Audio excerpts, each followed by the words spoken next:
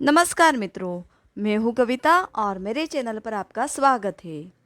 हिंदू पंचांग के अनुसार होली का त्यौहार फाल्गुन मास की पूर्णिमा तिथि को मनाया जाता है। होली के पहले 8 दिनों तक होलाष्टक मनाए जाते हैं। हिंदू धर्म में होलाष्टक को शुभ नहीं माना जाता है। इस दौरान कोई भी मांगलिक कार्य नहीं किए जाते हैं। 2021 में होलाष्टक 22 मार्च से प्रारंभ होंगे, जो कि 28 मार्च तक यानी होलिका दहन तक रहेंगे। 28 मार्च को होलिका दहन के बाद अगले दिन धुलंडी का त्यौहार मनाया जाएगा।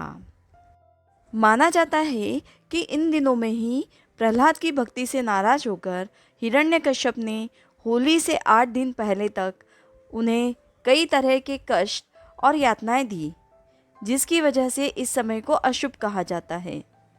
राक्षस राज हिरण्यकश्यप का पुत्र प्रहलाद जन्म से ही हरिभक्त था। हिरण्यकश्यप विष्णु से ईर्ष्या करता था और उन्हें भगवान नहीं मानता था।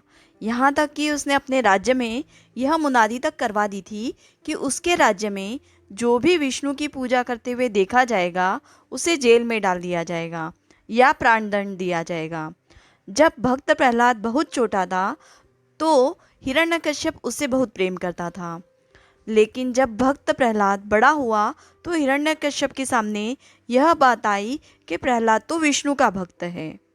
इस पर पहले तो हिरण्यकश्यप ने उसे सब तरह से समझाया कि विष्णु की भक्ति ना करे। इसके बाद भी जब भक्त प्रहलाद पर उसकी समझाइश का असर नहीं हुआ तो उसने प्रहलाद को कई तरह से डराया और कई यातनाएं दी। इस पर भी भक्त प्रहलाद ने विष्णु की भक्ति नहीं छोड़ी, जिससे गुस्से में आकर हिरण्यकश्यप ने अपने सेवकों को आदेश दिया कि जाओ प्रहलाद को पहाड़ी से नीचे फेंकाओ। इस पर हिरण्यकश्यप के सेवकों ने अपने स्वामी का आदेश मानते हुए ऐसा ही किया।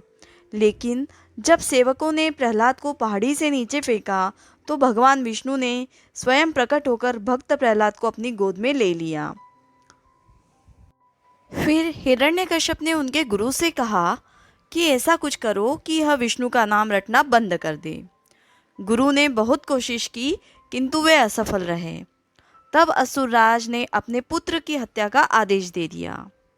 सबसे पहले प्रहलाद को विष पिलाया गया, परंतु श्रीहरि विष्णु की कृपा से उसका कोई असर नहीं हुआ। उसके बाद तलवार से प्रहार किया गया, विषधरों के सामने छोड़ा गया, हाथियों के पैरों तले कुचलवाना चाहा, लेकिन बार बार श्री हरि विष्णु ने प्रहलाद की जान बचाई और उनकी कृपा से प्रहलाद का बाल बाका भी नहीं हुआ। प्रहलाद को फाल्गुन शुक्ल पक्ष अष्टमी तिथि को बंदी बना लिया और मृत्यु हेतु तरह तरह की यातनाएं दी गई, किंतु प्रहलाद विचलित नहीं हुए। इस दिन से प्रतिदिन प्रहलाद को मृत्यु देने के अनेकों उपाय किए जाने लगे, किंतु ईश्वर की भक्ति में लीन होने के कारण प्रहलाद हमेशा जीवित बच जाते। इसी प्रकार 7 दिन बीत गए। 8वें दिन अपने भाई हिरण्यकश्यप की परेशानी देखकर उनकी बहन होलिका, जिसे ब्रह्मा द्वारा अग्नि से न जलने का वरदान था, ने प्रहलाद को अपनी गोदी में लेकर अग्नि में भस्म करने का प्रस्ताव रखा, जिसे हिरण्यकश्यप ने स्वीकार कर लिया। परिणाम स्वरूप होलिका जैसे ही अपने भतीजे प्रहलाद को गोद में लेकर जलती आग में बैठी तो वह स्वयं जलने लगी और प्रहलाद पुनः जीवित बच गए, क्योंकि उनके लिए अग्निदेव शीतल हो गए थे।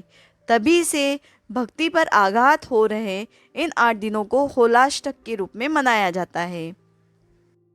उम्मीद है ये पौराणिक कथा आपको अच्छी लगी होगी। यदि आपको ये अच्छी लगी हो तो आप इसे लाइक करें, शेयर करें और यदि अब तक आप मेरे चैनल पर नए हैं तो चैनल को सब्सक्राइब करें।